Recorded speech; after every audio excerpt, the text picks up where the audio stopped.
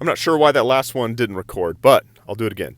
Had a great conversation with folks that were in my office. We were just talking about the current lottery, like what we do, and we were joking around. But I had one guy ask me a little bit more seriously about it. And I've done this before, and I find it's a great exercise to be able to understand what my priorities are. And if you were to ask yourself the question, what would you do with $1 billion lottery? Yeah, you're only going to get about $500 million out of it. But once you know that, how would you go about spending it?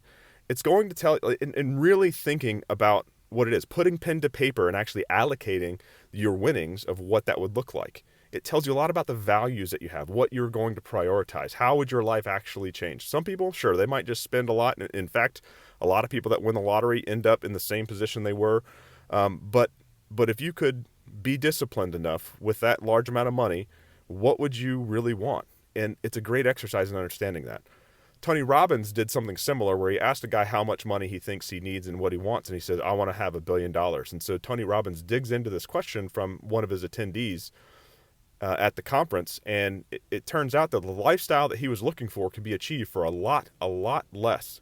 So much less that it would only be like $10 million worth net worth with a pretty decent income to be able to have the lifestyle that he would want. What that tells us is the lifestyle that we probably want is far more achievable than what we really think.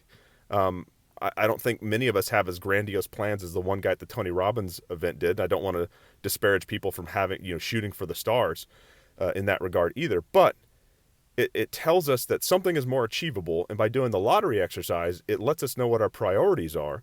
And so if we put all that together and actually put pen to paper on this idea, it can start telling us what we need to do today. And when we look at the budget, when we look at our own expenses for the day, for what we have, it tells us what we currently prioritize and what our current habits are. So if there's things that need to change, we now know the habits that need to change to design our life in a way that gets us closer to that picture. And it's baby steps. I'm not saying it needs to be some big change overnight, but they're baby steps. And that's what Cashflow Veteran is all about, especially improving our personal economy. That is what that entire pillar of Cashflow Veteran is all about.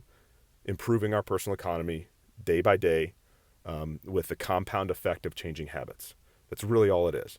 And with Jeff Lerner's program, this is why I went to his program and really love it so much, because it provides a basis for us to get started with some version of online marketing, because there's many ways that we could plug in based on our current lifestyle right now. And you can do that at the Entrepreneurial DNA Test, which is completely free. Do a completely free consultation with them.